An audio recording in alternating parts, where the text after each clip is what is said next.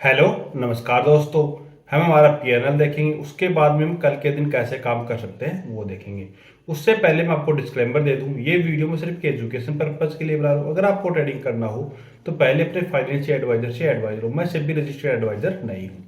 अब चलो हम आज की हमारी ट्रेड देख लेते हैं। तो आज के दिन मैंने स्ट्रिंगल बनाया, 25,850 की पुट को सेल किया, 26,050 की मैंने कॉल को सेल किया। दोनों के अंदर मुझे लॉस हुआ, वो तो मुझे लगा 9,000 रुपये का लॉस हो गया। तो ये नहीं है कि मैंने स्ट्रेंगल बनाया तो लॉस क्यों हुआ हो। मैं एसएल के साथ में ट्रेड करता हूँ।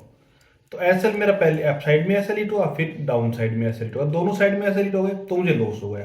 क्योंकि मैं कभी भी ये नहीं करता हूँ कि जैसे मैंने कि 1,000 का रिस्क लिया है तो 1,000 का प्रॉफिट बुक करूंगा, ऐसा मैं कभी भी नहीं करता हूँ। मैंने 1,000 का रिस्क लिया तो मैं 3,000 का प्रॉफिट बुक करूंगा।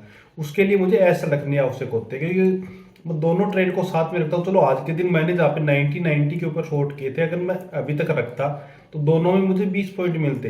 लेकिन मैं ये 20 पॉइंट लेने के लिए कभी नहीं रहता। मैं मार्केट में स्ट्रेंगल बना के या स्ट्रेंगल बना के एक डायरेक्शनल के लिए प्लान करता हूँ कि डायरेक्शनल में आए तो भी मुझे एक अच्छा प्रॉफिट मिल जाए। क्योंकि नॉर्मली जो ऑप्शन सेलर होते हैं वो क्या करते हैं कि डायरेक्शनल नो डायरेक्शनल स्ट्रेटेजी बनाते हैं तो एडजस्टमेंट करते हैं, कुछ ऐसा करते हैं। मैं ज़्यादा एडजस्टमेंट नहीं करता हूँ। मैं सिर्फ ये देखता हूँ कि या तो मेरे को डायरेक्शनल में अच्छा प्रॉफिट मिल जाए या फिर रेंज में रहे तो भी एक प्रॉफिट मिल जाए। दोनों साइड के लिए मैं ट्रेडिंग का प्लान करता हूँ। अब चलो हम देख लेते हैं कि कल के दिन हम कैसे काम कर सकते हैं।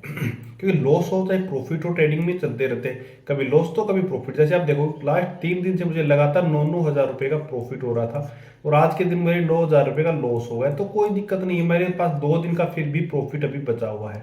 तो उसमें से चलो और भी धीरे धीरे दे दूंगा तो भी कुछ ना कुछ तो मैं बचा के चलूंगा। मेरा टारगेट यही रहता है कि मैं पूरे मंथ के अंदर 6 से 7% का रिटर्न निकालूं तो मेरे लिए बहुत है। मैं ज़्यादा प्लान नहीं करता हूँ कि बहुत बड़ा प्रॉफिट निकालूं। अब चलो हम देख लेते हैं कल के दिन हमारे क्या क्या प्लान रह सकते हैं। तो आज के दिन मैंने बताया था कि 26,000 एक राउंड लेवल है। अगर इसको नीचे की साइड में ब्रेक करेगा तो नीचे की साइड में मूवमेंट आ सकता है। मैंने चैनल के ऊपर भी यही डाला था या फिर क्लास में भी यही बताया था कि मार्केट डाउन ट्रेंड में आ सकता है। डाउन ट्रेंड के पीछे बताने के कारण क्या था मेरा, तो कारण था ऑप्शन चैन। ऑप्शन चैन में चलो मैं आपको दिखाता हूँ कि ऑप्शन चैन में ऐसा क्या था। तो आप चेंज ओआई में देखोगे तो सिर्फ कॉल सेल हो रही थी आज के दिन, पुट बिल्कुल भी सेल नहीं हो रही थी। अगर पुट सेल नहीं हो रही है तो मार्केट नीचे ही आना है, क्योंकि पुट सेल नहीं हो रही है मतलब मार्केट के अंदर क्या हो रहा है, कॉल सेल हो रही है। कॉल सेल हो रही है तो मतलब लगातार कॉल सेल करेंगे तो मार्केट को नीचे ही आना है, इसलिए मार्केट नीचे की साइड में है। अब हमारा कल के दिन का प्लान भी यही रहेगा कि मार्केट का ट्रेंड डाउन साइड रहेगा ऑप्शन चैन के हिसाब से। क्योंकि यहाँ पे आप देखोगे 26,000 के ऊपर अच्छी खासी कॉल सेल हो रही है। उसके बाद में 25,900 के ऊपर भी कॉल सेल होना स्टार्ट हो चुका है। तो यहाँ से मार्केट और डाउन साइड में हमें मूवमेंट दिखा सकता है। तो हमारा मार्केट के अंदर भी नेगेटिव हो गया ऑप्शन चैन के हिसाब से। तब हमें ट्रेड का प्लान कैसे करना है। अगर मार्केट फ्लैट ओपन होता है तो हमें यहाँ पे ट्रेड बिल्कुल नहीं बनाना है, यहाँ पे भी नहीं बनाना है, 25,800 के आसपास भी नहीं बनाना है। क्यों नहीं बनाना है, क्योंकि एक सपोर्ट एरिया तो हो सकता है मार्केट यहाँ से सपोर्ट ले ले। तो हमें वेट करना है, यहाँ पे सपोर्ट ले रहा है या फिर मार्केट नीचे आ रहा है। इससे नीचे कोई एन पैटर्न बनाता है तो ही हमें ट्रेड का प्लान करना है, इससे पहले बिल्कुल भी हमें प्लान नहीं करना है। दूसरा, मार्केट अप साइड में निकलता है तो हमें ये देखना 26,000 के आसपास मिलता तो 26,040 ये जो हाई है इसका ऐसा लगा कि हम डाउन साइड के लिए एक ट्रेड का प्लान कर सकते हैं। अप साइड के लिए हम यहाँ से एक प्लान कर सकते हैं, अप साइड में निकले तो 26,000 तक के लिए। लेकिन यहाँ पे सिर्फ हमें 10% क्वांटिटी के साथ में ट्रेड करना है, क्योंकि मार्केट के अंदर हमारा ऑल ओवर व्यू की हम बात करें तो नेगेटिव है। तो नेगेटिव व्यू है तो हमें कोई भी अप साइड में मूवमेंट मिलता है तो वहाँ पे हमें कॉल सेल के लिए ही मार्केट में देखना है, न कि बाइंग के लिए। अप साइड के लिए हमें ट्रेड का बिल्कुल भी प्लान नहीं करना है। दूसरा, अगर हमें नॉन डायरेक्शनली ट्रेड करना है और यहाँ पे मिलता है 25,900 के आसपास, तो हम ये कर सकते हैं कि 26,000 से ऊपर की कॉल को शॉर्ट कर सकते हैं या फिर इस स्विंग और इस स्विंग से नीचे की हम पुट को सेल करके रख सकते हैं, जिससे हमें मार्केट रेंज के अंदर रहेगा तो एक अच्छा प्रॉफिट मिल सकता है। दूसरा, गैप डाउन ओपन हो जाता है मार्केट।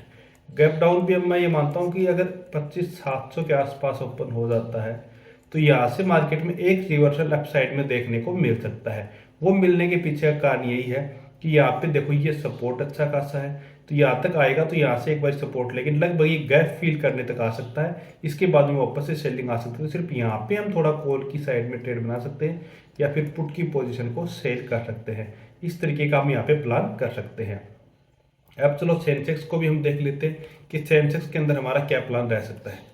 तो सेंसेक्स के अंदर हम देखेंगे तो हमने जो ट्रेड लाइन ड्रॉ किया था उसकी देखो नीचे आया, फिर वापस उसी ट्रेड लाइन के पास गया और वहां से एक सेलिंग नीचे की साइड में स्लो एंड स्टेडी आई। अगर बायर था आज के दिन सेंसेक्स के अंदर तो उसे कोई भी प्रॉफिट आज के दिन नहीं मिला, क्योंकि मार्केट एक स्लो एंड स्टेडी नीचे है। चलो नीचे आया है 200 से 300 पॉइंट नीचे आया है, लेकिन मार्केट बहुत स्लो नीचे आया है, इस कारण से बायर को डिके के कारण कोई प्रॉफिट नहीं मिला। अगर सेलर है तो उसने अच्छा प्रॉफिट यहाँ पे कर लिया होगा, क्योंकि टाइम डिके का अच्छा बेनिफिट मिला। अब हम बात करते हैं कल के दिन कैसे काम कर सकते हैं। तो ये 84200 से नीचे आता है, तो ये मल्टी टाइम टेस्ट हो चुका है ये सपोर्ट, तो इसको ब्रेक कर सकता है मार्केट। तो अगर इसको ब्रेक करेगा तो हमारा नेक्स्ट टारगेट रहेगा 200 पॉइंट का, हम टारगेट ले सकते हैं यहाँ तक के लिए 84,000 तक मार्केट देखने को हमें मिल सकता है। दूसरा, अगर मार्केट अपसाइड में हम देखें तो ये जो ट्रेड लाइन आ रही है इसको अपसाइड में ब्रेक करता है तो हम थोड़ा अपसाइड के लिए प्लान कर सकते हैं, लेकिन अपसाइड का हमारा प्लान यही रहेगा, हम 10% क्वांटिटी के साथ में ही करेंगे। इससे ज़्यादा क्वांटिटी हम अपसाइड के लिए कल के दिन बिल्कुल भी नहीं लगाएंगे, क्योंकि हो सकता है मार्केट अप ही अप चला जाए, लेकिन हमारा प्लान कम क्वांटिटी का ही रहेगा, क्योंकि हमारा व्यू मार्केट के अंदर नेगेटिव ही है। अगर आपको वीडियो पसंद आए तो चैनल को सब्सक्राइब कीजिए। Okay, thank you.